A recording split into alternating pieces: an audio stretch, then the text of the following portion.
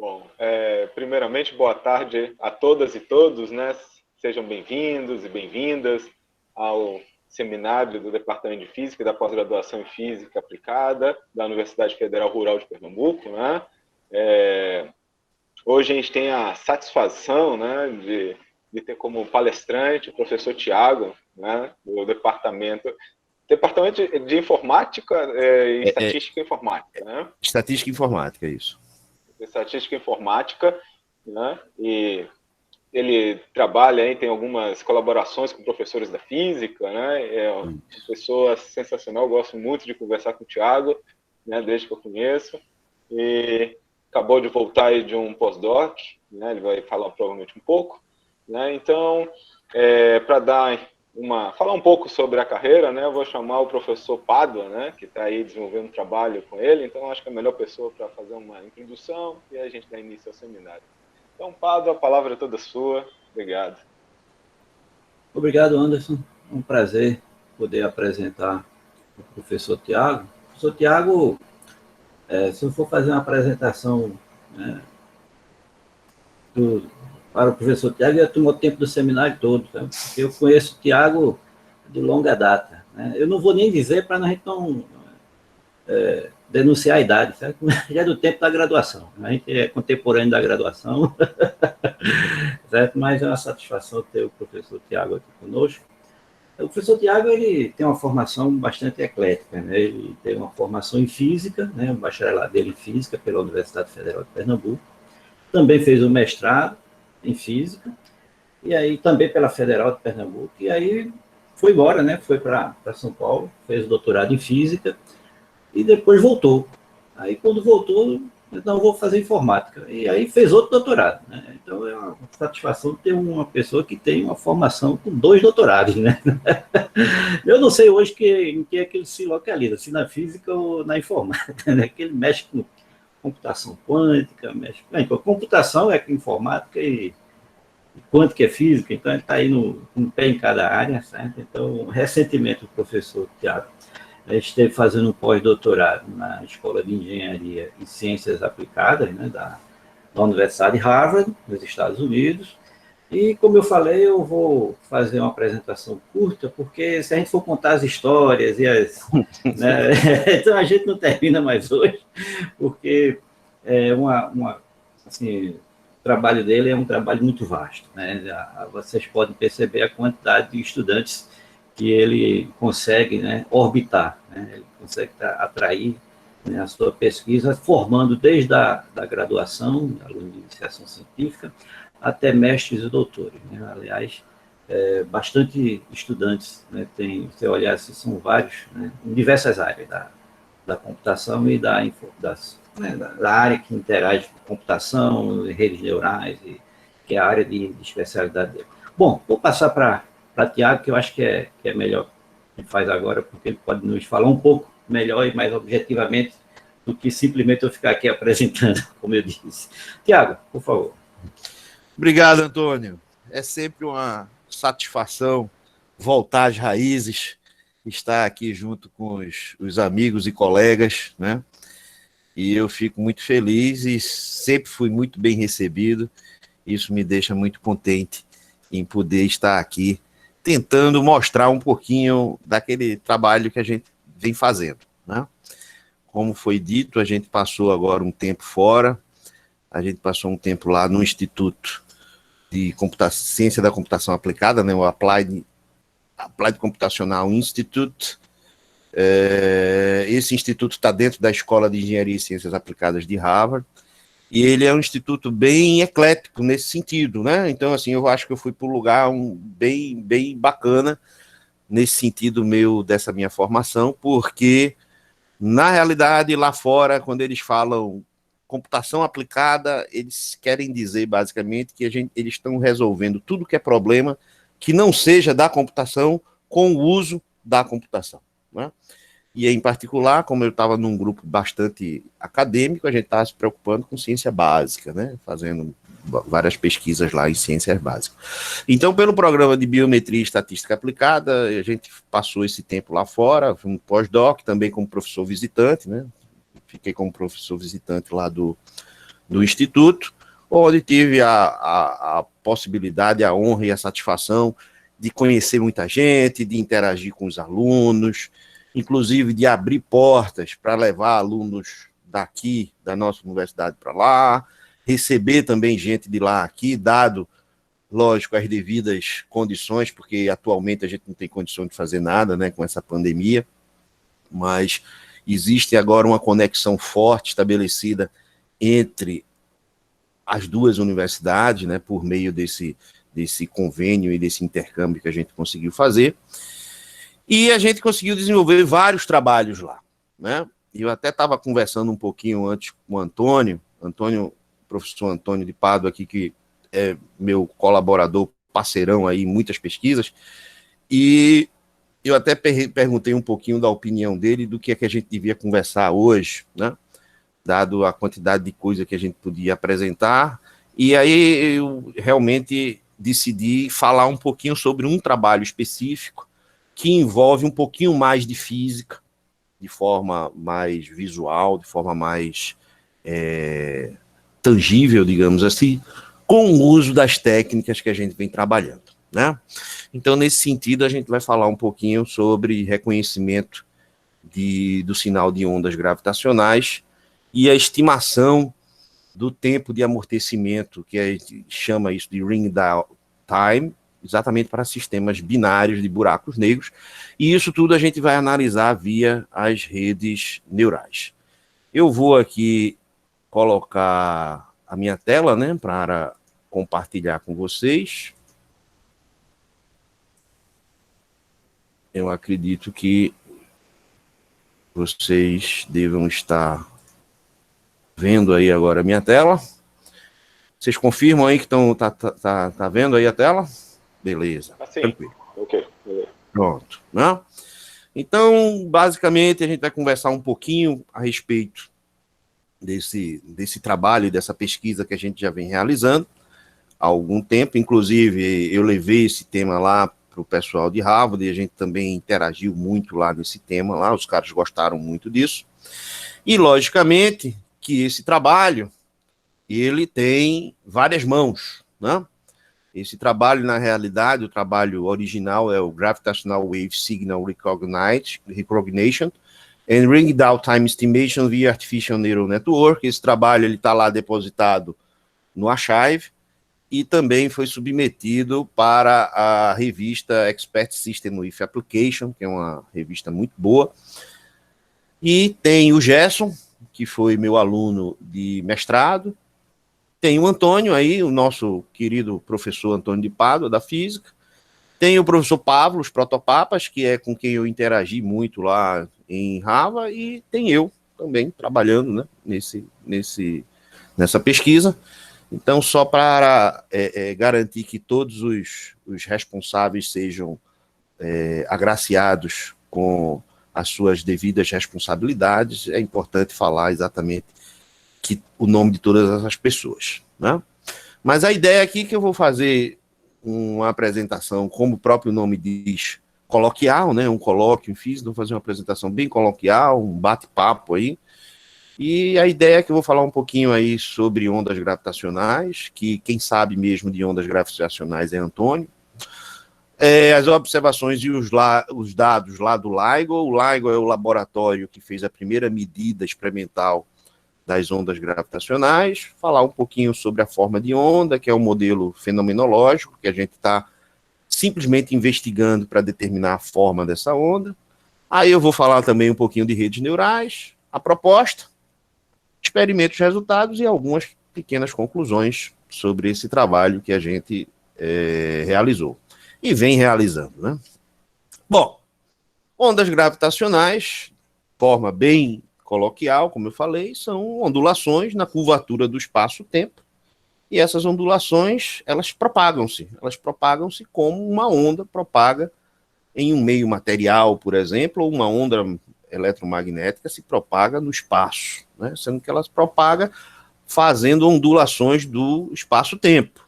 E no nosso caso, essas propagações, a gente está interessado em verificar essas propagações ou essas ondas que foram criadas por algum evento de colisões de corpos massivos, no nosso caso, sistemas binários de buracos negros, né? 2 buracos negros, que eles começam um a sentir a presença do outro, então eles começam um a circular o outro, eles vão entrar nessa fase de espiral, então eles vão espiralando, vão diminuindo a distância entre um e ele, e eventualmente eles vão colidir e vai se formar um único buraco negro.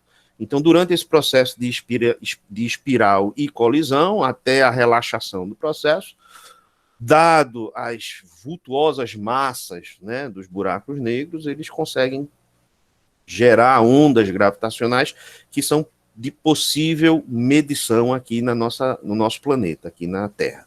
Não que só 2 buracos negros que sejam capazes de criar ondas gravitacionais, né? Qualquer corpo que tenha massa pode criar onda gravitacional, desde que tenha um movimento acelerado, mas a amplitude dessa onda vai ser tão diminuta se a massa dele for pequena, que é quase impossível de se verificar, pelo menos hoje com a nossa capacidade experimental para isso. Bom, o LIGO, como eu falei, são um laboratório que é o Laser Interferometric Gravitational Wave Observatory.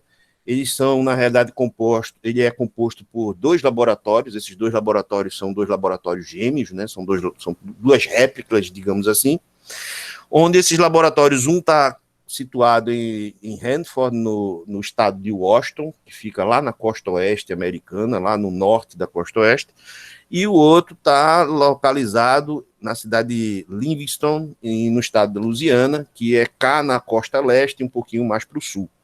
E a distância entre esses 2 laboratórios é alguma coisa entre 3.000 quilômetros, 3.000 e poucos quilômetros de distância. Essa distância ela é proposital, porque ele quer ter uma distância significativamente ou razoavelmente grande para poder ter 2 sinais independentes da medida, de uma possível medida de onda gravitacional, e confirmar, então, ou descartar ou refutar se uma determinada observação é ou não uma onda gravitacional. E qual é a ideia aplicada, né, nesses laboratórios? Você pode ver que esses laboratórios aqui, eles são 2 braços, né? Cada braço desse daqui, embora que a foto não pegue a totalidade dos 2 braços ao mesmo tempo, mas o tamanho desses braços são o mesmo, é igual, ele tem 4 quilômetros de tamanho, cada braço desse daqui. E esses braços, na realidade, são interferômetros, né? A ideia nesses 2 laboratórios, que ele tem um laser, ele joga esse laser em cima de um beam splitter, né, um divisor de feixe. Esse beam splitter ele é um material, é um espelho especial, que ele tem a capacidade de 50% da luz ser refletida e 50% da luz ser transmitida. Então ele bate nesse espelho, 50% da luz vai para um determinado braço e 50% passa e vai para o outro braço. No final desses braços tem 2 espelhos de reflectividade 100%, ou pelo menos de altíssima qualidade, que chega muito próximo à reflectância de 100%. Então a luz volta dos 2 braços, bate novamente no divisor de feixes, se combinam, e essa combinação, dado ou não uma interferência, um padrão de interferência, ele chega num detetor e mede esse detetor, mede esse sinal de interferência. O LIGO, como, digamos assim, como default, né, como padrão, ele é configurado de tal maneira que, como o laser é uma onda gravitacional, né, é uma onda eletromagnética, ele vai e volta de tal maneira que quando a luz vai e volta e se combina em cima do beam split, há uma interferência, e essa interferência seja destrutiva, o que significa dizer que não chega nenhuma luz sobre o refletor, sobre o detector, perdão. Se houver alguma flutuação no tamanho de um desses braços, esse equilíbrio de interferência ele é destruído, no sentido que a onda agora ela não casa mais perfeitamente uma com a outra para haver a aniquilação da luz, então passa algum sinal e chega aqui no detetor. Então esse passar o sinal significa que você gera um padrão de interferência. Esse padrão ele chama lá do stream, né, da luz que chega nesse detector, e ele consegue, então, medir esse padrão se houver alguma flutuação no tamanho desses braços. A ideia é que a onda gravitacional vai passar por esse laboratório, vai passar por esse interferômetro e vai mexer, porque a onda vai comprimir ou vai dilatar o espaço, então ele vai mexer nos braços, no comprimento do braço desses interferômetros, e essa mexida de comprimento vai então fazer com que saia algum sinal de interferência, apareça algum sinal de luz aqui no detetor do interferômetro. Então o princípio é um princípio de ótica ondulatória, relativamente simples, mas que experimentalmente isso é um verdadeiro pandemônio, né? Porque você está falando agora de um interferômetro que tem um braço de 4 quilômetros.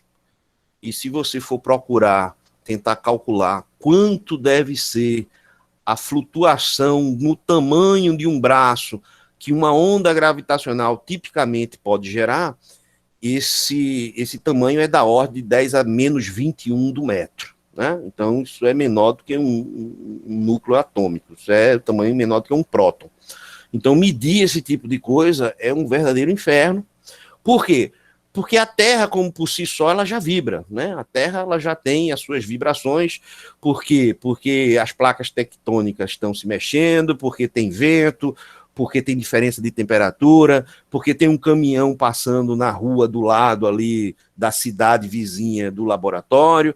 Então tem um verdadeiro inferno de ruídos que são proporcionados nesse interferômetro. Por quê? Porque a sensibilidade dele é extremamente alta para poder captar, então, essa variação das ondas gravitacionais. Né? Então, você já está vendo aqui que o aparato experimental deve ser terrivelmente alto.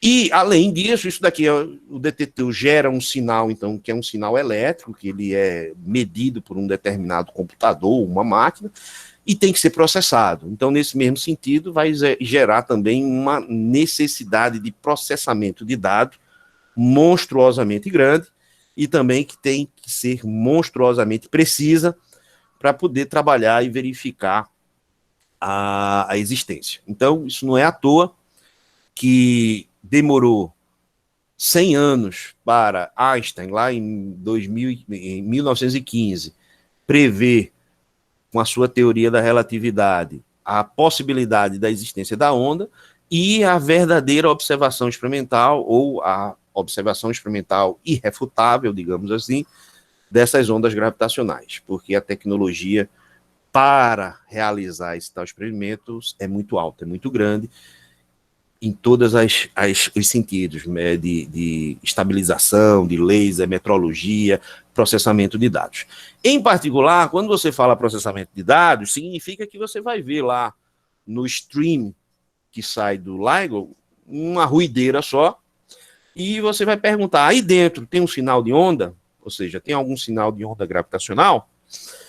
Bom, então eles também desenvolveram lá uma biblioteca em Python, que é o PyCBC, e esse PyCBC, ele tem a possibilidade de, dado o stream de interferência que o LIGO consegue capturar lá no seu detector, ele verificar se existe ou não a possibilidade de ter ou não um sinal de onda lá dentro. Então, o que é que ele vai fazer? Ele vai fazer um bando de cálculo, basicamente levando em consideração algumas técnicas de relatividade numérica, e vai verificar qual é a possibilidade de existir uma onda gravitacional. Então, para isso, ele vai inferir qual é o range de possível massa do corpo celestial 1 e qual é a possível massa do corpo celestial 2, e aí ele vai começar a fazer zilhões de combinações possíveis entre essas duas massas, vai verificar se pode ser que exista spin, ou seja, os corpos estejam girando ou não, e vai começar a simular sinais de ondas a partir disso e verificar se esses sinais de ondas estão presentes ou não dentro dos streams lá de dados, e se você consegue ou não fitar esses sinais. Então, existe aí uma possibilidade imensa, porque, a priori, ele não sabe quais são as massas, por exemplo, ele não sabe quais são os dados esperados, os dados físicos esperados dos corpos envolvidos no processo do sistema binário. Então ele tem que fazer meio que uma busca de força bruta, né? Lógico que os caras meio que dão um chute nesse range de valores, e eles conseguem ter mais ou menos um range de algumas possíveis ondas que apareçam lá dentro. E por que então ele tem, o LIGO ele tem 2 laboratórios? Exatamente por isso, porque ele pega o sinal do laboratório de Hanford, pega o sinal do laboratório de Livingston, sincroniza esses 2 sinais, ou seja, emparelha esses sinais no tempo e verifica se ele consegue encontrar a mesma onda nos 2 sinais no mesmo tempo. Porque se ele não conseguir encontrar, então significa dizer que aquele sinal é um sinal espúrio e não existe uma onda gravitacional realmente ali dentro, né? Então aqui está um exemplo desses dados. O gráfico de cima seria do laboratório de Hanford e o gráfico de baixo do laboratório de Livingston. O dado em azul é exatamente o stream, ou seja, você olha e diz assim, não, aí dentro não tem nada, só tem ruído. E você vai procurar, então, se existe ou não ondas gravitacionais aí dentro. Então essas outras figuras aqui coloridas de outras cores que não azul é exatamente o Pi-CBC procurando sinais de ondas, né, dentro desses dados do LIGO.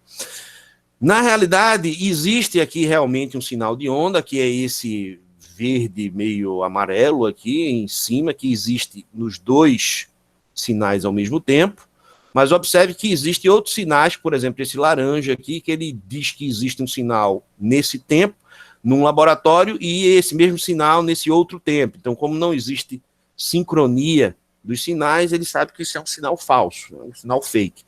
Todos esses outros sinais que estão aqui por baixo, que tem diversas cores aqui, são outras ondas gravitacionais que supostamente existiriam aí neste sinal, mas que, quando analisadas nesse dado do Hanford e nesse dado do Livingston, elas não casam também temporalmente, né? Então aqui só existe um sinal verdadeiro de onda gravitacional e todos os outros são falsos. Só para a gente ter uma ideia disso daqui, esse sinal aqui ele tem aproximadamente 6 segundos de observação, certo? De dados. E aqui ele consegue encontrar em torno de 100 de possíveis sinais de onda, né? E dessa de 100, só apenas um é um sinal verdadeiro, né? Então isso requer um processamento muito grande de dados, mesmo porque isso daqui só tem 6 segundos de observação.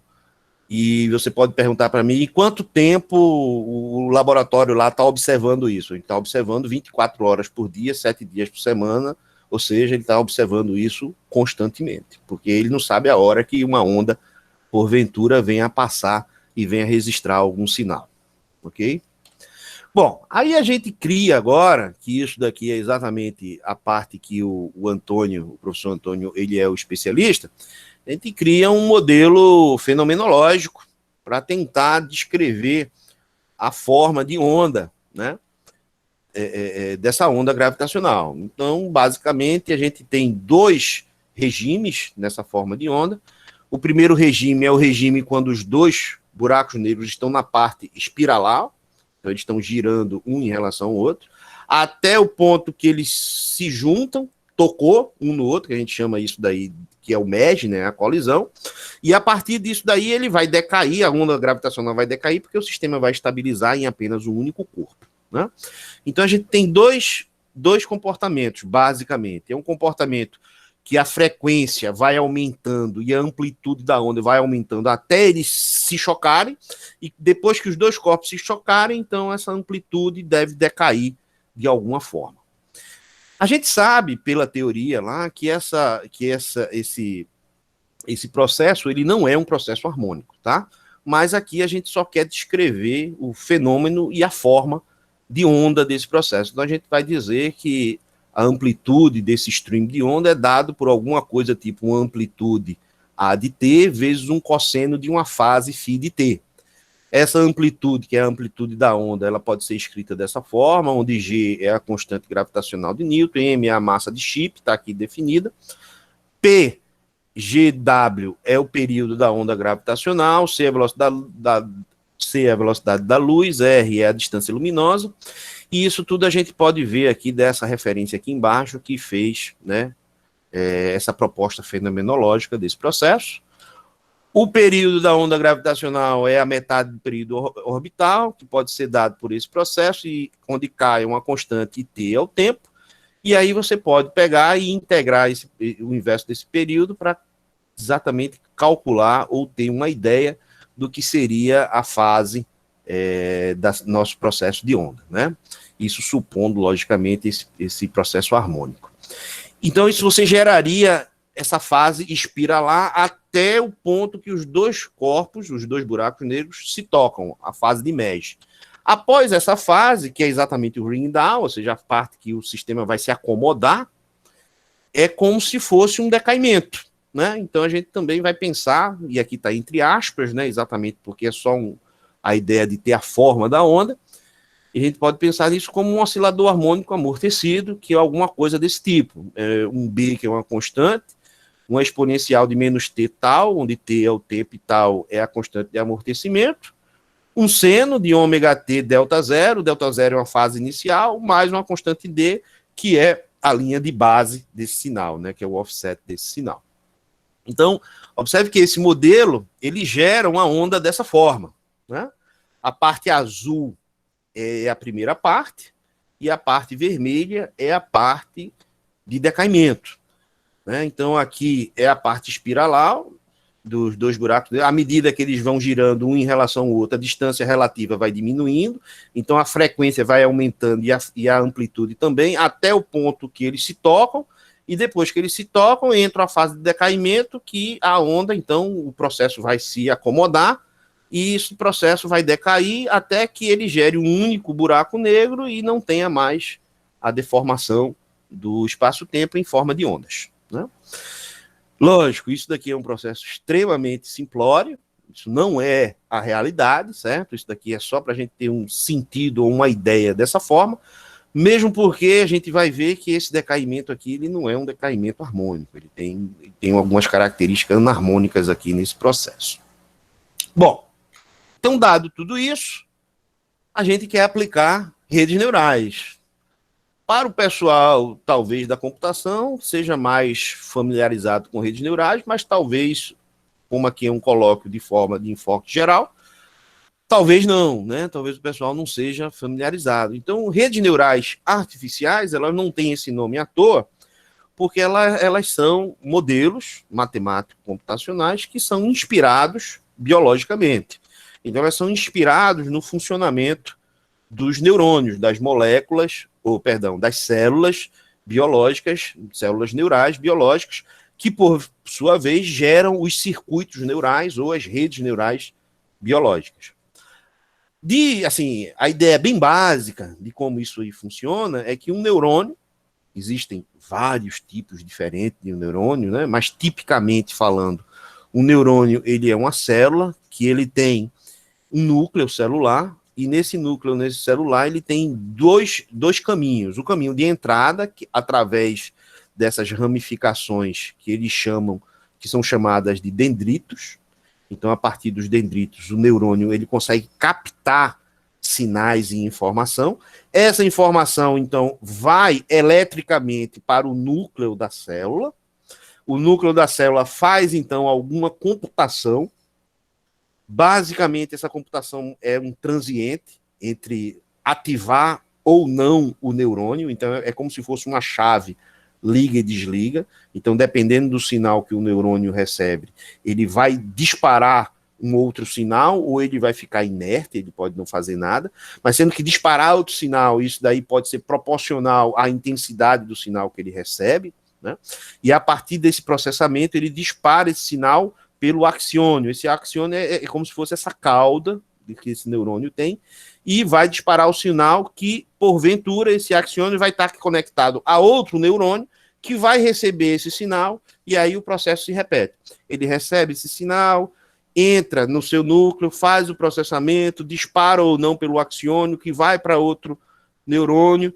Então, essa configuração que gera esse circuito neural, biologicamente, é pelo menos como nós entendemos hoje, que é dessa forma que guardamos a informação no nosso cérebro, né?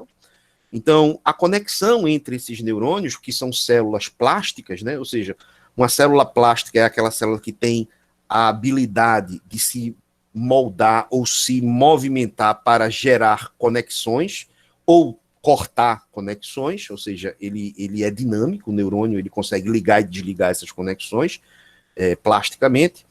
E nessas conexões, na realidade, quando você tem o axiônio de um neurônio e o dendrito do outro, existe uma região entre os dois que ela é enchida ou preenchida com uma substância chamada substância neurosináptica, e essa neurosináptica é que gera, por exemplo, o acoplamento entre os dois neurônios, que pode, por exemplo, amplificar o sinal positivamente ou negativamente, fazendo com que um sinal chegue mais amplificado, menos amplificado, positivo ou negativo em relação ao neurônio que disparou o sinal.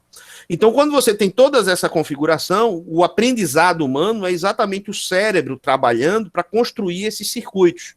Então, os neurônios estão trabalhando e construindo esses circuitos, e quando você consolida um determinado circuito desse no seu cérebro, você aprendeu algo, né? Então, de forma análoga, as redes neurais, a gente tenta imitar esse processo. Aqui, no lado esquerdo, estaria o esquema de um neurônio. Observe que esse meu neurônio, então, tem algumas entradas, x1, x2, xn, e associada a esses x1, x2, xn, eu coloco pesos, W1, W2, Wn. Esses pesos, eles tentam exatamente simular as conexões entre os neurônios, aquela substância que eu falei, neurosináptica, que faz exatamente o acoplamento da informação para a entrada nesse neurônio. Então, ele recebe isso, faz o somatório ponderado entre a entrada e o respectivo peso, e usa esse somatório ponderado como argumento de uma função, que é exatamente o processamento do neurônio, e o resultado dessa função é a saída do sinal do neurônio, né?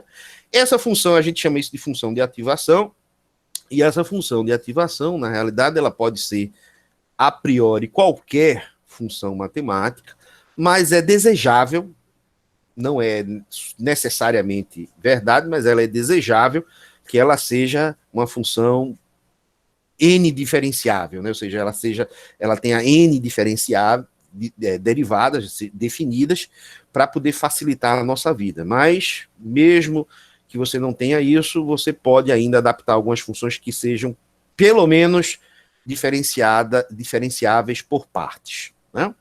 Então, quando você pega e organiza esses neurônios sobre algum circuito ou alguma rede, você tem tipicamente uma rede neural. Existem vários tipos diferentes de redes neurais, e aqui eu vou exemplificar uma rede neural, que é a MLP, que é a chamada de Multilayer Perceptron. Perceptron é o nome do neurônio, e multilayer, né, múltiplas camadas. A gente organiza essa rede por camadas, e a ideia é que uma multilayer perceptron totalmente conectada é que todo neurônio da camada antecessora esteja conectado a todo neurônio da camada posterior. E aí a gente tem as entradas da sua rede, que vai receber alguma informação. Essa informação, então, passa da mesma maneira como em um neurônio, ela passa para todos os outros neurônios, que, por sua vez, disparam para os próximos neurônios, que vão para os próximos, que vão para os próximos, até ele chegar na última camada, que é a saída da rede neural, e ele gera, então, a resposta dessa rede, né? Então, o grande lance da rede neural aí, para esse modelo em particular, você pode ter quantas camadas escondidas você queira. Claro, quanto mais camadas escondidas você tiver, mais complexo vai ser o custo computacional para você poder ajustar essa sua rede. Em compensação, pelo menos teoricamente, você também vai ter maior capacidade de representação de informação aí dentro, de processamento.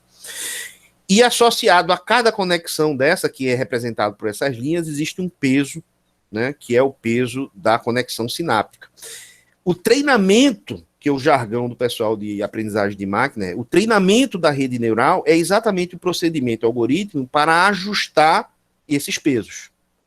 Então, o ajuste desses pesos é o equivalente biológico a você estar ajustando o circuito neural. Então, quando você ajusta esses pesos, você diz que a rede neural aprendeu um determinado problema, né? E o legal desse tipo de modelo é que ele tem uma capacidade de generalização extraordinária. Então, ele realmente emula uma rede neural num princípio básico, né, que é a ideia de generalização do conhecimento aplicado simples e unicamente pela exposição de dados à sua rede. Então, você pode pensar numa criança, né? Uma criança, ela aprende pelos exemplos que ela entende ou que ela enxerga. A rede neural vai ser a mesma coisa. Ela aprende a partir dos exemplos. Se tiver alguém, um tutor, um professor, que chegue para a criança e diga, olha, o exemplo A é um bom exemplo, o exemplo B é um mau exemplo, então a criança vai poder saber o que é bom e o que é ruim. Ela vai distinguir. Da mesma forma, se a gente colocar aqui um tutor nessa rede, ela também vai poder saber o que é uma classe A ou uma classe B, dado os padrões de entrada no processo de treinamento, certo? Então, a quantidade de entradas vai ser dependente da dimensionalidade do problema que você quer trabalhar, ou seja, quantas variáveis ou quantas dimensões o seu problema tem, e a quantidade de saída vai depender também da dimensionalidade ou quantidade de variáveis que a sua resposta precisa ter para ser representada. Num problema binário, que é o nosso caso, porque a gente quer aplicar essa rede neural simplesmente para verificar os dados do live e dizer ali tem uma onda, ali não tem uma onda, então ela tem que responder sim ou não se existe uma onda gravitacional ali dentro. Então um único neurônio seria capaz de responder isso, porque você poderia dizer se a saída do neurônio for, por exemplo, 1, significa que existe uma onda ali dentro, se a saída do neurônio, por exemplo, for 0, significa dizer que não tem nenhuma informação de onda ali dentro da sua classe. Porém, a gente também aprende muito com a natureza e a gente vê que na biologia, os sistemas biológicos, eles são redundantes. Embora um único neurônio seja capaz de resolver o nosso problema, se a gente aumentar a redundância, ou seja, colocar uma dimensionalidade maior do que a necessária para representar o problema, isso gera segurança, isso gera tolerância a falhas, isso gera tolerância a ruídos para o nosso problema.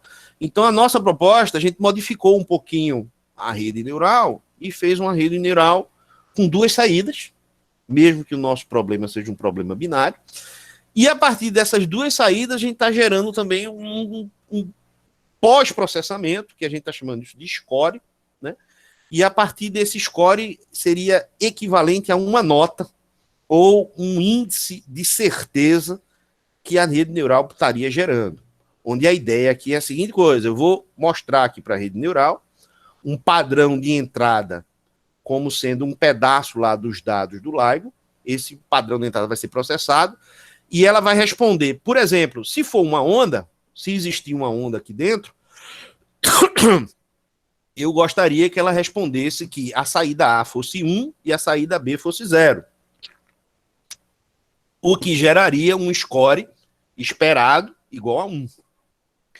Caso contrário, ou seja, caso só exista ruído nos meus dados, não existe informação, eu gostaria que a minha rede neural respondesse como A igual a 0 e B igual a 1, o que daria um score em torno de 0. Então, isso daqui é o que eu desejo. Então, eu tenho que treinar a rede. Como é que eu treino a rede? Então, eu tenho minha rede neural, a ANN é Artificial Neural Network. Então, eu tenho minhas entradas e eu tenho um padrão ou um conjunto de dados, que a gente chama basicamente esse conjunto de dados de conjunto de treinamento, que eu vou treinar a minha rede. Então, para cada elemento, para cada padrão desse conjunto de entradas, eu sei, porque eu sou um tutor, eu sou um professor da rede, eu sei qual é o target, ou seja, eu sei qual é a saída desejada para cada um desses padrões de entrada. Então, eu inicializo a rede de forma ou aleatória ou segundo alguma distribuição que a gente também pode utilizar de números para os meus pesos. E a partir dessa distribuição eu apresento os dados e minha rede gera uma saída, um conjunto de saídas, ou seja, para o padrão X1 ela gera uma saída Y1, para o padrão X2 uma saída Y2. Para o padrão Y1 eu tenho a saída desejada ou target T1. Para a saída Y2 eu tenho um target T2 e assim por diante. E aí, como isso daqui agora ela gerou essa saída, eu consigo calcular o que a gente chama, no jargão também da aprendizagem de máquina, a gente chama isso de loss function. Ou, basicamente, é uma medida de erro, uma medida de distância. Qual é a distância que a minha rede está respondendo para uma dada entrada que eu conheço da resposta correta? Ou seja, é como se fosse uma criança que você está ensinando ela a somar. Você chega para a criança e diz, 2 mais 2 é igual a quanto? Aí a criança diz, olha, foi igual a 3. Aí você diz, não, não é 3, a resposta é 4. Então você está errando de uma unidade, você precisa incrementar uma unidade. Então você diz para a criança o que é que ela precisa fazer. Aqui é a mesma coisa. Ideologicamente falando, claro. Eu tenho uma medida de distância. Essa medida de distância pode ser qualquer coisa, viu, pessoal, que meça a sua incerteza ou o seu erro para o seu problema. Em particular, aqui eu estou colocando um desvio quadrático, né, que é um SSE, mas podia ser um MSE, um RSE, uma medida de entropia, podia ser qualquer coisa que você queira, onde ela mede a distância entre a saída desejada, a saída que ela realmente gerou, e como isso daqui é uma função de erro, o que é que eu quero fazer no final de tudo? Eu quero minimizar esse erro. E como é que eu minimizo esse erro? Olha, uma particularidade dessa função aqui que eu coloquei é porque isso aqui é uma função quadrática. E toda função quadrática, a gente sabe que ela tem somente um ponto, ou de máximo global, ou de mínimo global. Como isso daqui é um erro, é de se esperar que o global seja o mínimo, e não o máximo, porque eu tenho um mínimo possível desse erro. Então eu calculo, agora, eu digo a seguinte coisa, essas minhas saídas, eu encaro ela, a saída Y, eu encaro ela como uma função dos pesos da minha rede neural. E calculo o gradiente dessa função erro em relação aos pesos da rede neural. Como isso daqui é uma função de erro e ela deve ter um mínimo, e o gradiente a gente sabe que aponta para o máximo do crescimento da função, a gente vai na direção inversa do gradiente. Então esse tipo de algoritmo é chamado de algoritmo de gradiente descendente. E aí, a partir desse gradiente descendente, eu dou um feedback para a rede, mando ela ajustar os pesos. Lógico, eu mando ela ajustar os pesos com uma determinada taxa, que a gente chama de taxa de aprendizagem, e isso daqui, esse processo eu repito iterativamente, algumas centenas, milhares de vezes, dependendo da complexidade, até que eu alcance algum critério de parada. E o critério de parada pode ser diverso, pode ser a quantidade de vezes que eu quero esperar, o erro mínimo, ou erro máximo, melhor falando, que eu aceito nesse meu problema, ou uma condição um pouquinho mais inteligente, que seria uma condição de validação cruzada. Por quê? Porque esse tipo de metodologia significa que você está ajustando um bando de pesos, e o ajuste de bando de pesos significa dizer que você pode ter overfit. E overfit significa superajustamento e você perde generalidade. Então, você usar uma validação cruzada para exatamente parar o treinamento na hora que você começar a ter superajustamento, né? Então, você tem as maneiras de você parar esse treinamento. Então, a proposta do problema é exatamente essa, é usar o aprendizagem de máquina para esse reconhecimento da onda gravitacional. Para esse problema que é extremamente ruidoso, na realidade a gente usou um ensemble de redes, ou seja, um conjunto de redes, a gente usou 500 redes neurais e não uma rede neural, com a arquitetura 410-10-2. O que significa isso? Significa 410 entradas, 10 neurônios numa camada escondida e 2 neurônios de saída. A gente só precisou de uma camada escondida nessa rede. Usou um algoritmo de treinamento chamado ADAM, que é um algoritmo baseado em gradiente descendente. A gente utilizou os primeiros 9 eventos de onda gravitacionais lá do LIGO, que são rotulados por esses rótulos, por essas etiquetas, né, que é GW, que é Gravitational Wave, e aqui a data, 2015, do mês 9, dia 14. Então o padrão é esse. Para ambos os laboratórios, então a gente tem os dados de ambos os laboratórios, do Rutherford e de Livingston, e a gente usou os sinais de taxa de frequência de amostragem de 4 kHz. Só um detalhe interessante, que 4 kHz, na realidade, quando você vai no mundo digital, é 4.096 Hz, tá? Porque, na realidade, é uma potência de 2, porque você está no mundo digital. Bom, então, existe 2 conjuntos de dados brutos, porque são 2 laboratórios. E a gente gerou 9 experimentos. Um experimento para testar a habilidade de reconhecer um evento de onda gravitacional. Então, para isso, dado o reconhecimento desse evento, a gente define o evento-alvo, ou seja, eu quero reconhecer a onda GW150914. Então, eu tiro essa onda do conjunto de treinamento, pego os dados só do conjunto do laboratório de Hanford, sem essa onda que eu quero testar, faço o treinamento na rede para a rede aprender o que significa ou não uma onda lá dentro, e depois eu pego os dados do laboratório de Livingston, mais a onda do Hanford que eu tirei e testo a habilidade da rede de reconhecer os sinais das ondas. Como é que a gente treina, ou como é que a gente gera o padrão de entrada? Aqui, pessoal, esse gráfico aqui é exatamente aquela biblioteca do LIGO, que é o PyCBC, fazendo o ajuste de uma onda, que é o ajuste azul, sobre o sinal real do LIGO, tá? Então a gente vai exatamente nos pontos onde o LIGO já confirmou que realmente existe onda, ele sabe que ali uma onda, está confirmado, a gente pega o ajuste, separa só esse ajuste, aí é o gráfico aqui do lado de baixo, eu pego só esse ajuste e crio uma janela de 410 pontos, isso daqui são pontos, vetores, né, com 410 pontos, e faço aleatoriamente essa janela aí, ficar indo para um lado e para o outro e capturando diferentes fotografias desse processo, dessa onda. Por que 410 pontos? Porque 410 pontos equivale a aproximadamente 0,1 segundo de observação dos dados do LIGO. Então, a rede ela tem a capacidade, ou ela tem a necessidade de observar 0,1 segundo de observação para poder dizer alguma coisa sobre a existência ou não de uma onda gravitacional ali dentro. A mesma coisa é feito com o padrão de ruído, né? O padrão não onda. Eu pego um determinado lugar nas observações do LIGO que eu sei que não tem nenhuma onda, e aí eu pego diretamente os dados do LIGO, eu não vou pegar nenhum fit sobre os dados do LIGO, eu pego diretamente o dado do LIGO e faço o mesmo processo de janela, gerando somente as entradas de ruído. Então eu vou ter, na realidade, depois disso tudo, 10.000 padrões, 5.000 padrões para a entrada do onda e 5.000 padrões para a entrada não onda. Como eu estou pegando isso de 8 eventos, eu estou pegando 625 janelas para cada evento, e isso daqui, basicamente, é a saída da rede neural com a distribuição dos scores. Observe que a classe vermelha, ou aqui avermelhada, é o ruído, e a classe azul é a classe onde existe sinal de onda.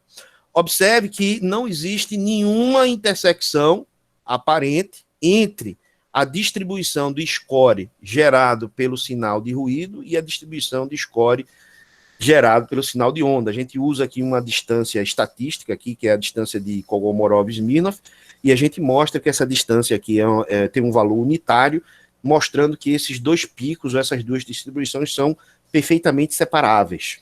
Isso significa dizer que a rede ela consegue classificar ou reconhecer exatamente quem é onda e quem não é onda.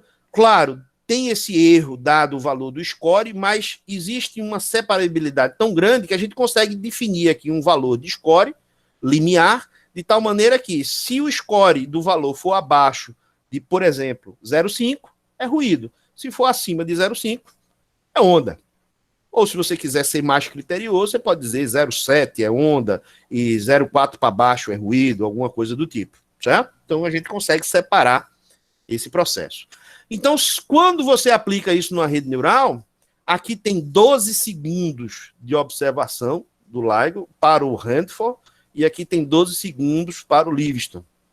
E aí a ideia aqui é que a gente passa aquela janela de 410 pontos como se fosse um processo de médias móveis andando em cima dos dados. E esse andar significa que você podia ter um on the fly, né? Os dados serem está sendo observado e, ao mesmo tempo, está passando pela janela e a rede está vendo se existe ou não um sinal de onda. A onda aqui, a marca em vermelho é onde existe realmente onda. E essa marca em verde aqui é um exemplo de uma onda falsa, onde a rede poderia se enganar. Aqui está o score que a onda gera para os dados do sinal do Hanford. Observe que tem um score baixo, de repente aparece um pico no score, indo a 1, mostrando a presença de onda. Observe também que no dado de onda falsa não aparece nenhum pico. E aqui é o dado do laboratório de Livingston, que também aparece um pico. Se você observar direitinho, a amplitude do pico de Livingston é um pouquinho menor. Isso é natural, porque a rede foi treinada com os dados de Hanford, mas ela consegue generalizar o resultado para os dados do Livingston. E como eu tenho 2 sinais, observe novamente também que no Livingston o fake também não existe nenhuma aparentemente distorção ou destaque para o sinal do fake. E como eu tenho os 2 sinais, e esses 2 sinais têm que ser sincronizados, eu ainda posso fazer uma análise de coincidência, e aí sim eu consigo limpar o sinal da rede neural, e aí eu tenho basicamente o sinal apenas do pico da onda, do aparecimento, do reconhecimento da onda gravitacional dentro do sinal do LIGO. Né? Dando um zoom exatamente naquela questão de onde se encontram os picos do score, né? Porque isso daqui é o valor do score no tempo. Aqui é o Hanford, aqui é o Livingston, aqui é a coincidência, esse aqui de baixo, limpo. E você pode notar que isso aqui eu estou mostrando um exemplo para um sinal de onda, mas todas as ondas que a gente verificou, ele sempre tem esse comportamento. É um pico, ele decai e tem esse platôzinho aqui embaixo, que quando você dá um zoom, seria esse gráfico aqui de baixo da direita, onde a gente está associando esse aparecimento aqui da onda, onde é a região de espiral e a região de merge, e quando ele decai é exatamente o original. Observe que o processo, ele não é um processo harmônico, porque se ele fosse harmônico, ele decairia continuamente, monotonicamente, mas aparece aqui um segundo pico, aqui mais à direita, que é exatamente que a gente está associando isso aí a alguma acomodação do sistema binário, e essa acomodação é não harmônica. Mas, dado aquele nosso modelo extremamente simplório, a gente disse assim, porque a ideia inicial do trabalho era só verificar se existia ou não a possibilidade de detectar a onda, mas a gente disse, será que a gente consegue estimar essa queda aqui, o valor do decaimento? Não, vamos tentar estimar esse valor do decaimento. Por quê? Porque isso é uma grandeza extremamente complexa de se medir a partir dos dados do LIGO. Porque você precisa realmente de uma computação, de uma simulação de relatividade numérica extremamente complexa, extremamente pesada, extremamente computacionalmente custosa, para tentar estimar o valor desse Ringdown, e dado também a quantidade de ruído que os dados têm do LIGO, essa estimativa nem sempre é possível, ele não consegue ter precisão suficiente para estimar esse valor. Então a gente tentou fazer essa estimativa, a gente simplesmente pegou aquela região de queda, que é esses pontinhos aqui em azul, e disse, vamos fitar aqui um decaimento exponencial. Né? Tá, aqui a gente fitou, e a partir desse decaimento exponencial, vamos medir qual é a constante de decaimento. Então, quando a gente faz isso, tá aqui os resultados. Observe, essa coluna aqui é o resultado do LIGO. Como eu falei para você, isso, a partir de computação, relatividade numérica, é extremamente complexo, é extremamente difícil. Na realidade, existem poucos laboratórios de computação que têm computador suficiente para poder calcular isso. E ele sempre consegue calcular isso dentro de uma margem de erro aproximado. E alguns eventos, como está mostrando aqui esses traços, o LIGO não tem resolução suficiente para conseguir calcular esses tempos.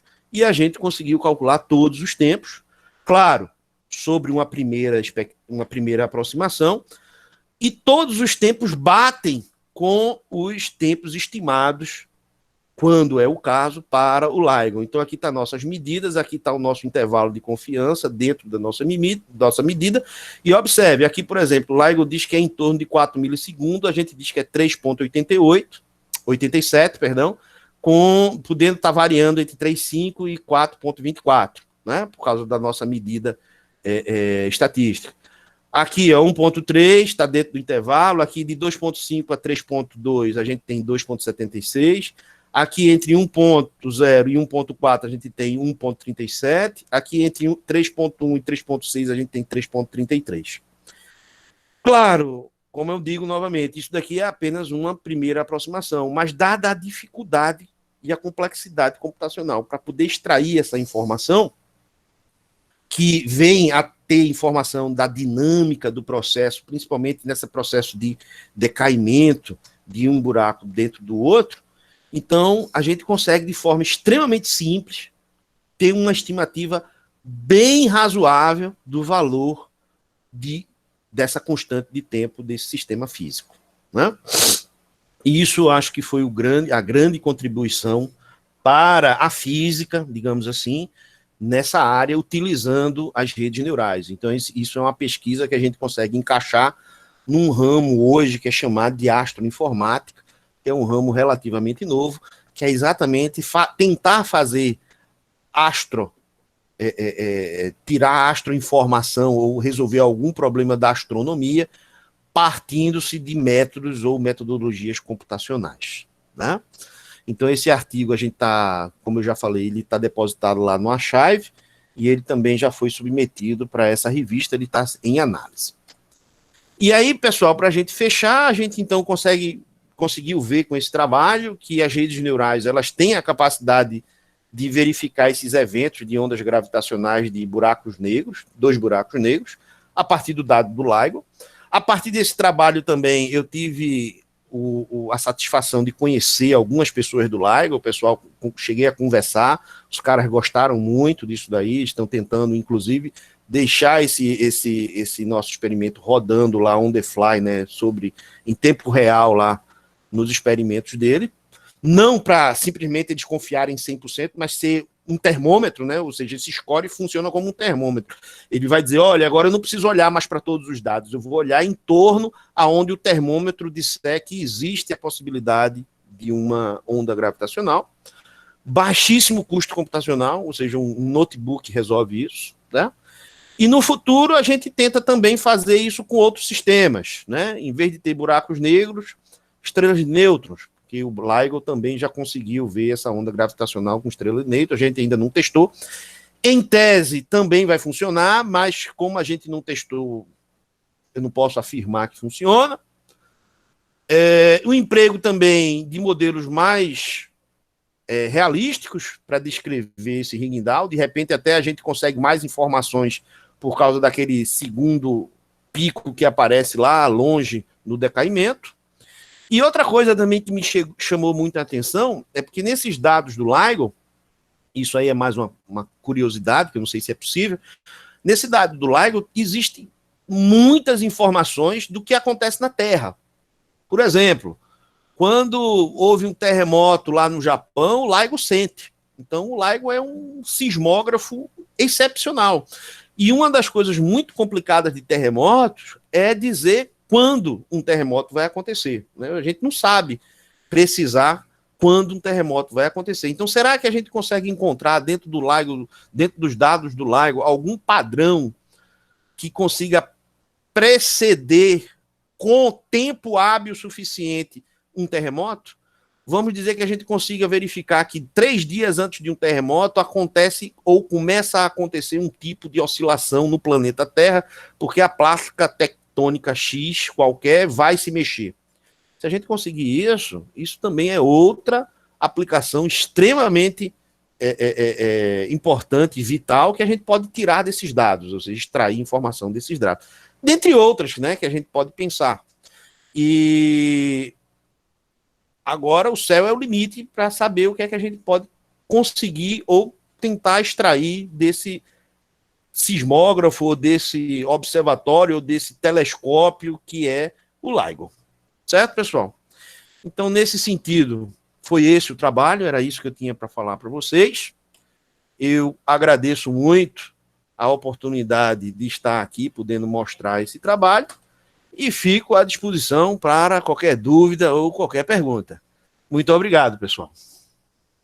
Agradeço muito, Thiago. Ótimo trabalho, né? Parabéns à apresentação. Parabéns a você, o Pádua, né? Pelo trabalho, belíssimo trabalho. Vocês já tinham falado de mim, comigo sobre ele, né? Eu acho que antes de você sair, a gente conversou, você tinha mostrado Isso, a gente conversou um os pouquinho, né? resultados e tal. Isso. E agora tá aí, né? Bom, vou abrir para perguntas. Quem quiser fazer perguntas, esteja à vontade, pode colocar no chat ou pode abrir o microfone e fazer pergunta diretamente ao professor Thiago, né? Então, esteja à vontade de fazer perguntas aí, dúvidas. Então, estamos aí à disposição. Tem uma mãozinha levantada aí. Pode abrir o microfone, eu não consegui vir enxergar ainda. É o Pode abrir David, o microfone. Fala aí, David. Tudo bem, professor? Tudo bom, David? Boa tarde, né? Boa tarde. Boa tarde, professor Antônio aí também, Anderson. Então, professor, eu, assim, acompanhando a apresentação, tive algumas dúvidas durante a apresentação, né? Algumas coisas que eu queria saber. Assim, acho que a primeira delas seria por que a análise a cada 0,1 segundos e não um tempo diferente? Certo. Seja 0,01, 0,5, assim, Sei lá. qual foi o instinto que levou a esse 0,1 ou foi uma conta específica? Não, veja, a ideia foi experimental mesmo, certo? A ideia, o princípio é a gente quer a menor janela possível, ou seja, a menor quantidade possível de dados. Por quê? Porque a gente pode responder isso com mais rapidez, ou seja, mais tempo real. Mas, ao mesmo tempo, quanto menos pontos, ou seja, menor for essa janela, menor a precisão a gente vai ter no reconhecimento do sinal. Então, a gente fez vários experimentos com vários tamanhos diferentes de janela e a gente conseguiu encontrar que para esses conjuntos de dados de buraco negro, 0,1 segundo é a menor janela onde a gente tem estabilidade suficiente para ter acurácia nesse nível. Então, assim, foi investigação experimental. Como é que, visto que cada onda ela pode ter um tamanho diferente, como é que foi trabalhado essa entrada na rede? Porque a rede ela tem um tamanho de entrada fixo, né? De 410. Isso, mas isso é o tamanho da janela, né? Isso é a janela. A janela é o seguinte, é um montante de dados que eu mostro ao mesmo tempo para a rede. Então, você pode imaginar que existe um stream de dados, certo? Aí o stream está acontecendo, ponto 1, ponto 2, ponto 3, ponto 4, ponto 5, ponto 6, 410 pontos. Aí eu vou mostrar esses 410 pontos para a rede. Mas é como se essa janela 410 pontos, ela continuasse andando no tempo, ponto a ponto. Existe um ponto novo. Existe onda ali ou não? Não é isso? Oi? Desculpa, eu não entendi. E aí o algoritmo diz se existe ou não uma onda. Pronto. Exatamente. Então, para cada ponto, ou para cada valor dessa janela de 410 pontos, a rede diz o valor do score. Ela gera um score, ela gera uma nota. Se essa nota for próximo de 0, significa ruído. Se essa nota for próximo de 1, significa que tem onda. Mas sendo que como essa janela vai andando e a onda vai aparecendo ali dentro, é uma série temporal do score, entendeu? O score, então, de repente, que estava ali em torno de 0, ele começa a subir. Sobe, até que a onda fique todinha lá dentro. Aí volta lá em cima. Quando a onda cai, a mesma coisa. Um pedaço da janela tem onda, um pedaço não tem. Então o score começa a cair, e ele decai. A resolução temporal é exatamente o passo que a janela dá. O passo que a janela dá é um ponto. Então eu tenho 410 pontos, que é atualizado ponto a ponto. Então um ponto numa frequência ou numa taxa de 4 kHz, vai me dar uma resolução temporal de aproximadamente 0,24 milissegundos. Como os eventos ocorrem na escala de algumas unidades de milissegundos, eu tenho resolução suficiente para enxergar o que está acontecendo lá dentro. Agora, qualquer fenômeno que ocorra da ordem de 0,2, 0,3 milissegundos, aí eu já não tenho mais resolução para enxergar. Entendi. Sobre a busca dos hiperparâmetros, foi utilizado algum algoritmo específico ou não? Da rede que você fala? Das redes, Foi experimental também. A gente saiu testando um bando de coisa. A gente preferiu fazer um ensemble do que otimizar uma rede. Porque os dados são tão complexos, que a gente ia gastar muito mais tempo otimizando uma rede do que usando um ensemble de redes e dizer eu quero o resultado médio desse ensemble. Então, quando o senhor falou ali que utilizou 500 redes, eu acho, o senhor realmente construiu 500 redes diferentes para poder fazer a análise e trabalhar como um comitê de classificadores e não... Isso, exatamente. Para trabalhar esses mapas. Exatamente. E teve alguma ideia de utilizar algum outro algoritmo que não seja a MLP? A gente tem, né? A gente pode usar várias outras redes, uma SVM, a gente pode usar até mesmo a rede de Corrone, mas o caso é a seguinte coisa, um dos pontos fortes que a gente quis mostrar é que a gente quer pegar o modelo mais simples que existe e mostrar que o mais simples resolve. E a MLP é um dos mais simples. Observe que a gente só botou uma camada, certo? Uma camada escondida. Sim. A moda hoje é Deep Learning, né? Ou seja, Deep Learning significa você ter ali umas 10 camadas, mais ou menos. E a gente usa uma camada, né? Porque o que a gente está mostrando é isso. Quando a gente vê o resultado como limites, assim, eu entendi que o resultado saiu, foram limites, né? O mínimo e o máximo ali da diferença. Como se fosse uma diferença ali para procurar onde a rede está. E aí eu pensei, a primeira coisa que eu pensei foi um algoritmo multi-objetivo de utilizar algum algoritmo genético multi-objetivo. O grande problema de você usar esses algoritmos de busca é que esses algoritmos de busca eles são baseados nas funções de Fitner, né? A função de busca ou função objetivo. E o grande problema é que essas funções objetivos, elas são crisp, né? Elas são duras, elas não são tolerantes a falhas. Você teria que usar alguma coisa que seja tolerante a falha e a ruído, porque o dado tem muito ruído. Então, qualquer coisa que não seja tolerante a ruído vai falhar. E isso é até uma problemática grande nesses dados, que talvez Antônio possa até discutir melhor um pouquinho, que é exatamente os caras se convencerem que esses dados não são meros ruídos, né? Existia, né? Hoje eu acredito que não seja tão crítico isso, mas logo no início era aquela crítica de dizer, olha, isso aí só tem ruído aí dentro. Você está encaixando porque eventualmente tem tanto ponto aí dentro que eventualmente você encontra alguma coisa aí dentro. Mas, né, a gente conseguiu se mostrar que não, que existe aí alguma coisa. Mas sim, assim, é muito ruidoso, certo? É muito ruidoso mesmo, porque você está falando, veja, está falando experimentalmente em observar variações de espaço da escala de 10 a menos 21 do metro num braço que tem 10 a terceira potência do metro. Então você está falando uma coisa que é uma variação relativa de 10 elevado a 24. 10 elevado a 24 de qualquer unidade, bicho, é grande demais. É uma coisa absurda, sabe? É extraordinário o que os caras conseguem fazer lá. Outra pergunta aqui, né, do João Mário, né, uma estrutura diferente de rede neural poderia gerar resultados mais precisos? Faria diferença colocar mais camadas e isso levaria a alguma resolução? Acho que seria essa a pergunta dele. Certo, foi basicamente isso que eu também comentei aqui com o David. Veja, sim, pode. Você poderia, a priori, em vez de usar 500 redes neurais e tirar o comportamento médio, estatístico esperado do processo, você poderia usar uma rede com, sei lá, 50 camadas escondidas, com 300 neurônios em cada camada escondida, e tentar otimizá-la ao máximo, e aumentar a capacidade dela ao máximo, e ela sozinha ter o sinal na qualidade, como, por exemplo, teria no sinal de coincidência que a gente mostrou. Isso, logicamente, hipoteticamente, seria possível. A gente teria que verificar.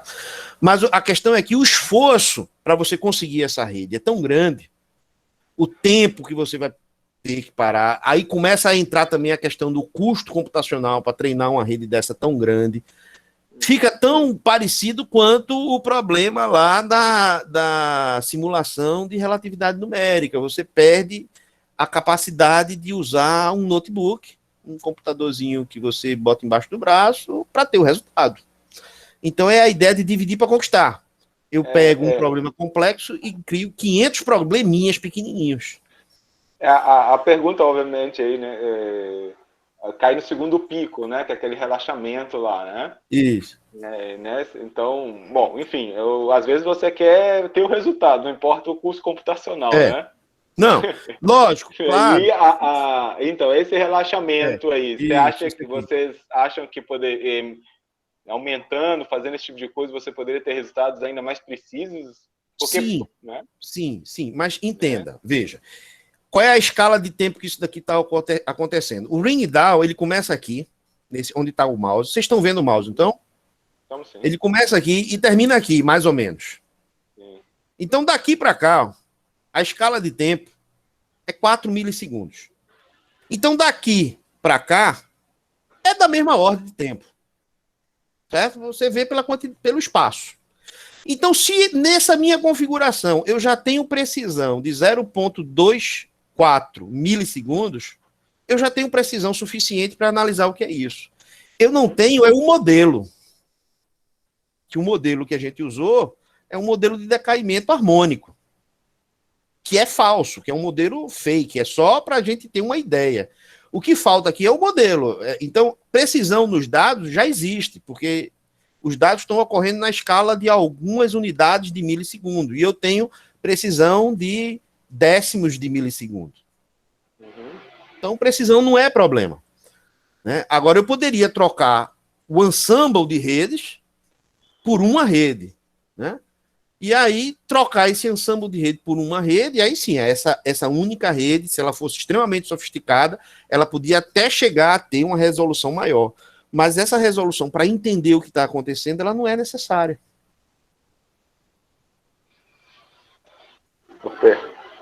Algum pessoal que tá, algum pessoal também na física, né? O que é decaimento? Quando você fala o que é decaimento harmônico? Pronto. É um oscilador harmônico, certo? Oscilador harmônico é isso aqui. Isso aqui é um decaimento. Você pega um oscilador harmônico amortecido e ele vai fazer o quê? O oscilador harmônico, a solução da equação diferencial é simplesmente um seno ou um cosseno, né? Então, na hora que ele é amortecido, então significa que, com o passar do tempo, a amplitude de oscilação dele cai por causa lá da força de atrito, né? A molinha, a massa vai perdendo. Então, essa oscilação, esse decaimento, como é que é? Ele ocorre por causa desse termo exponencial aqui, ó. Então, eu tenho uma amplitude B, o termo exponencial, que se você pensar que ele está partindo do tempo igual a zero, isso daqui é igual a 1 vezes o seno. E quando o tempo passa, então esse tempo aqui, essa exponencial, vai decaindo para zero até que isso signifique que o oscilador parou. Então isso é um decaimento harmônico, né? Ele está decaindo como se fosse um oscilador harmônico. É isso que eu quero dizer. Mais perguntas? Eu tenho uma pergunta. Pode falar, Raíssa. Pode falar. Oi. Bom, assim, um dos objetos que mais me fascinam no universo são as estrelas de nêutron. Todos os objetos do universo, do espaço, me fascinam, mas a estrela de nêutron é um dos que mais me deixa com a pulga atrás da orelha. Você falou que tinha trabalhado, né, com esses dados. Eu queria saber se você poderia explicar, né, se você teria essa informação, de qual é a diferença, assim, em dados, quando você está lendo dados de estrelas de nêutron, entre uma estrela de nêutron comum e um pulsar, que na teoria a gente sabe, né, que o pulsar ele emite, né, aquele feixe de luz numa periodicidade assim meio bizarra, né, bem mais rápida que o normal, mas a estrela de nêutron ela também, a normal, né, também emite esse raio. Eu queria saber assim, numericamente como é que a gente diferencia. Você estão lá com os dados de um LIGO da vida, de uma rede de telescópios, rede de radiotelescópios, como você diferencia os dados que vêm de uma estrela de nêutron para o de um pulsar? Porque, né, vários casos já, né, mais recentes, de estrelas de nêutron que há muito tempo foram classificadas como estrelas normais, mas que depois, com observação futura, perceberam, não, peraí, né, é um pulsar, não é uma estrela de nêutron, realmente. Como é que seria? Como é que se faria essa diferenciação numericamente? Vamos lá. Eu, como eu falei no início, eu sou o computeiro, tá? Então, eu sou o cara que faz a computação do processo. Eu também. eu entendo mais ou menos o fenômeno e faço a computação da coisa. Veja, para os dados do LIGO, ele capta onda gravitacional. Então, ele capta as coisas que são relativas às distorções do espaço-tempo, certo? Ele não é um radiotelescópio que ele vai captar ondas eletromagnéticas, certo? Embora que eu sei que pode haver aí uma analogia direta aí, talvez, entre as ondas. Mas, porque todas são ondas no final de tudo. Mas a informação que a gente está capturando é a informação em relação à massa, né? Então, eu não sei dizer se no experimento, no radiotelescópio, digamos assim, né, no interferômetro telescópio do LIGO, se ele consegue capturar a diferença entre uma rede de nêutrons e um pulsar. Eu não sei dizer. Talvez Antônio possa comentar alguma coisa aí a respeito. O Antônio é o cara que entende mais dessas coisas do modelo físico. Antônio. Oi, Tiago. Tentando esclarecer um pouco, né, ou pelo menos comentar, são fenômenos diferentes. Certo? Isso. O experimento do LIGO busca as ondas gravitacionais, né, e, obviamente, são oscilações do espaço-tempo. No caso no caso das estrelas de nêutrons, né, que são vistas como pulsares, a captura da informação é por radiotelescópios e é um fenômeno eletromagnético. O que ocorre nos dois é que, supondo, por exemplo, um caso de uma fusão de estrelas de nêutrons, a emissão ocorre dos dois fenômenos, né, tanto no caso gravitacional, ondas eletromagnéticas, quanto ondas gravitacionais, como no caso, né, da eletromagnetismo, que sai a onda, o pulso, né, de onda, né, eletromagnética. Então, esses dois, como se propagam a velocidade da luz, eles são captados simultaneamente, mas por objetos diferentes. Isso. Instrumentos diferentes, por laboratórios diferentes, que são comparados. Isso faz com que surja na literatura um termo conhecido como astrofísica multimensageira, ou seja, você tem diversos tipos o mesmo fenômeno com diversas maneiras de observá-lo.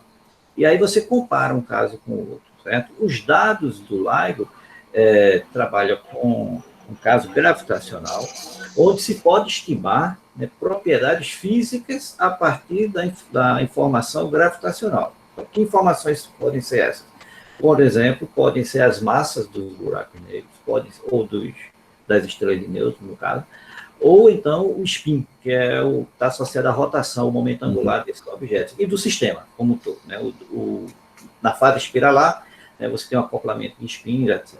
Então, esses dados, né, gravitacionais podem ser utilizados para estimar essas propriedades físicas. Do mesmo jeito que no caso eletromagnético, é o que a gente tem, né? Veja, a gente não tem uma coisa interessante, que é você estimar as distâncias, né?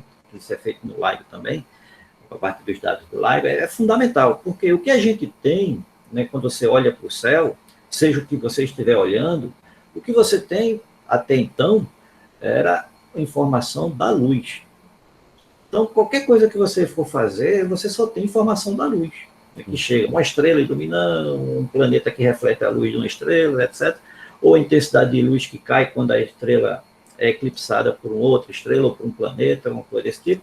Então, você tem uma dificuldade enorme de determinar distâncias. Essa é uma coisa fundamental. Então, o que é que se faz? Ou seja, estimar parâmetros, estimar os dados do fenômeno, dos objetos que estão envolvidos. Isso está sendo feito agora tanto pelos casos, né, dos laboratórios de radioastronomia, e agora surgem, né, com a perspectiva do LIGO, estimar a partir de dados gravitacionais. O que se faz é comparar os dois dados, né, as duas estimativas do mesmo fenômeno, e ver até que ponto eles são coincidentes, para a gente ter uma avaliação mais próxima do que está acontecendo lá. E esses objetos são objetos que estão muito distantes. Então, uma outra dificuldade é justamente estimar essas distâncias. Né? Isso. Mas nesse sentido, não sei se ajudou. Sim, sim. E eles são objetos extremamente densos, as estrelas de nêutrons, né? Absurdamente. São densos e pequenos. Veja, uma estrela de nêutrons tem um raio de 10 km, 20 km. É como se você estivesse no Marco Zero do Recife E a estrela de nêutron vai até moreno, já botão no máximo. Então, você tem a ideia de quão pequeno é, e é extremamente denso. Então, são objetos chamados objetos compactos, envolve estrelas massivas, estrelas de nêutrons, e, eventualmente, claro, né, o objeto compacto que chama mais atenção é o buraco negro, né, que é muito mais denso do que Com certeza. Que a estrela de nêutrons. Mas, enfim, é uma área que está crescendo muito, sobretudo devido ao desenvolvimento tecnológico, né? Isso fez com que os 100 anos, né, entre a teoria de Einstein e a medida gravitacional, né, pelo LIGO, e, de certa maneira, aproveitando a oportunidade, eu posso dizer, juntamente com o Tiago, nesse trabalho que a gente está fazendo, no final das contas, você no laboratório. Né? Você captou os dados, o que é que o experimental faz, o físico experimental? Faz o experimento, para, né, obviamente, observar o fenômeno, e a partir daí começa a interpretar os dados. No final das contas, o LIGO permite que a comunidade científica do mundo tenha acesso a esses dados para justamente fazer a análise. Nós estamos fazendo uma proposta, né?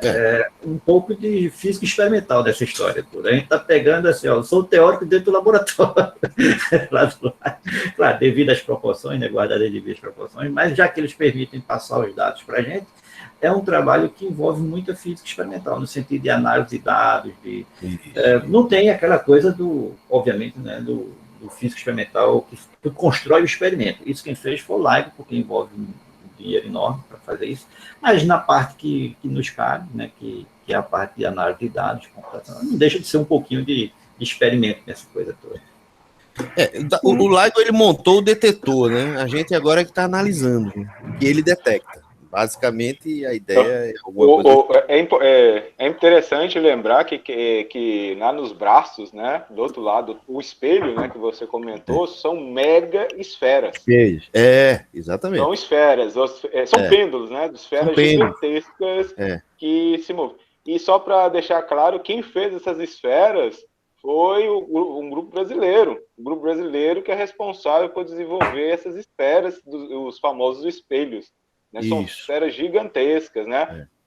Quando foi detectado as ondas gravitacionais, o chefe eu não lembro de qual universidade que ele é aqui do Brasil. Você lembra, Antônio? Ele viajou em todo o país, né? Falando exatamente que eles foram responsáveis. Esse grupo foi responsável pela fabricação dessas mega esferas. Foi o INPE? Que são esferas. Ele é do INPE? Não, né? Eu sei que tem o pessoal do INPE. Né, não sei se é do INPE, eu não lembro qual instituição eu acho que não, acho que o chefe do grupo eu acho que é do Rio de Janeiro, não lembro se é da Federal do Rio de Janeiro e tal. Mas só para dizer aí que o Brasil, qual foi o papel do Brasil aí na descoberta, né? Isso me deixa muito feliz, eu gosto de ver isso. Que bom. Eu também. Gente, vocês, fugindo um pouquinho assim, vocês também já chegaram a trabalhar com dados de objetos próximos da Terra, Near Earth Objects, asteroides, essas coisas, dados vindo de asteroide, etc. Já? Não. Nesse trabalho, esse foi o primeiro trabalho que a gente está fazendo nessa linha, né? E a gente só usou até então os dados do LIGO. Né? Até agora não. Embora que, assim... Eu tive a possibilidade de conversar com o pessoal mesmo lá do LIGO e tudo mais. Os caras me mostraram outras coisas que eles têm e não está disponível, né? Não está liberado ainda. Né? A gente trocou um bando de ideia e tudo mais. Principalmente ideias nessa parte de fazer a astrofísica do processo, né? Ou seja, tentar investigar as características disso. Mas os caras gostaram muito da ideia de usar a rede neural que eles, né, nesse aspecto de ver a dinâmica temporal, porque até então os trabalhos que tinha por aí usavam a rede neural simplesmente para dizer, olha, é o sim e o não, né? O filtro diz que existe ou diz que não existe, mas a questão de você dizer que existe ou não no tempo, isso é muito interessante para eles, de forma geral. Deixa eu só dar um comentário. Eu acho que a gente não chegou a conversar direito sobre isso, Tiago, mas eu acho que a gente já comentou muito rapidamente a questão desses objetos próximos. Né? O que ocorre em muitos casos é que essas órbitas, né, como é um sistema multicorpos, né, o sistema solar é um sistema com muitos corpos, então a interferência ou a perturbação gravitacional é grande, certo? Então você tem, assim, ele está mais ou menos, vamos dizer assim, estável, o sistema solar é um sistema estável, embora que a longo prazo ele vai para o caos, mas esse longo prazo é muito grande, não se preocupe não, que ninguém vai... Ele só entra em caos em regime de bilhões de anos, certo? Então, o que ocorre? Nesses objetos, tipo asteroides, cometas, coisas, então, e planetas também, mas sobretudo nesses dois casos, ocorre um fato das órbitas nem sempre serem fechadas, na verdade quase nunca é. Então, essas órbitas, elas podem ser, elas não, embora elas sejam elipses, alguns dos casos mais tradicionais, elas giram, tem precessões, então ela não volta sobre o mesmo ponto. E no caso dos cometas e asteroides, tem até órbitas abertas. Ela vem uma vez na vida e desaparece, nunca mais volta, é uma parábola ou então uma hipérbole, e eles não voltam mais. Então eu acho que pode ser interessante, Tiago, pegar dados astronômicos para futuras pesquisas desses asteroides, ou até mesmo dos planetas, de corpos celestes próximos, porque o que é que você tem? Você tem uma lei, uma equação lá da matemática, que no final das contas vai cair numa equação de órbita, uma equação diferencial, e você vai ter perturbações nessa equação. Então, o que é que você vai fazer? Pega os dados e, no primeiro momento, simula, no segundo momento, estima. Eu conheço algumas bases de dados que estão abertas agora de asteroides, tá para uso, né, público. Só que eu abri, né, fui xeretar lá, eu não entendi metade dos dados. Eu fui ver a descrição, aí que diabo é isso?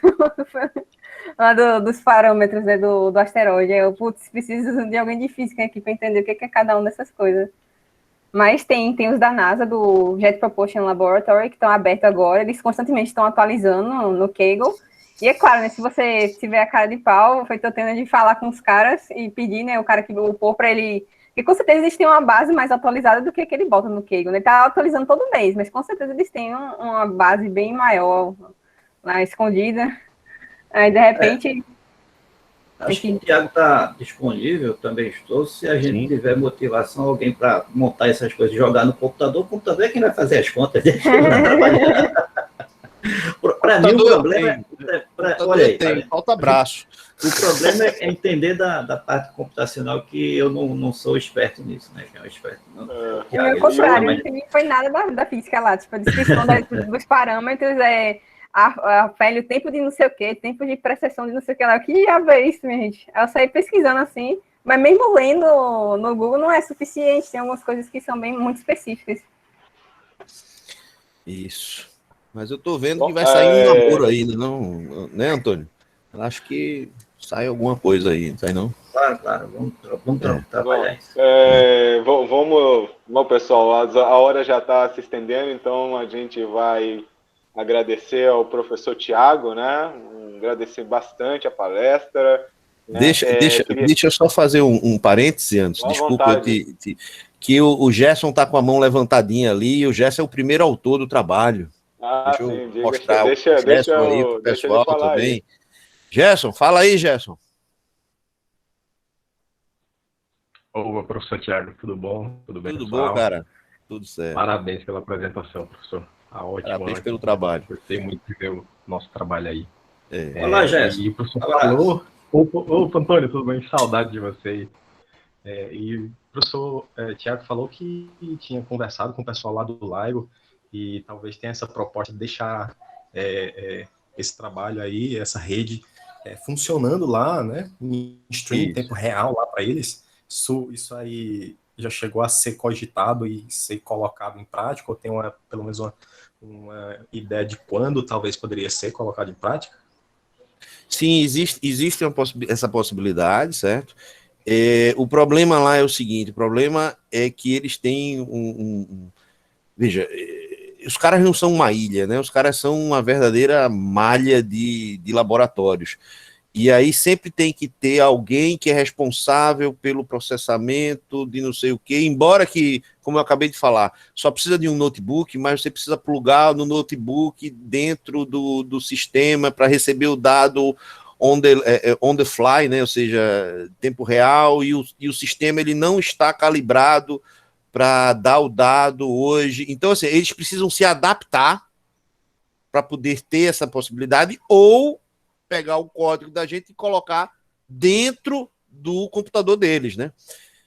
Ou uma coisa ou outra, mas a gente está conversando nisso, a gente está conversando nesse rumo, de tentar colocar alguma coisa lá, porque foi interesse dos caras.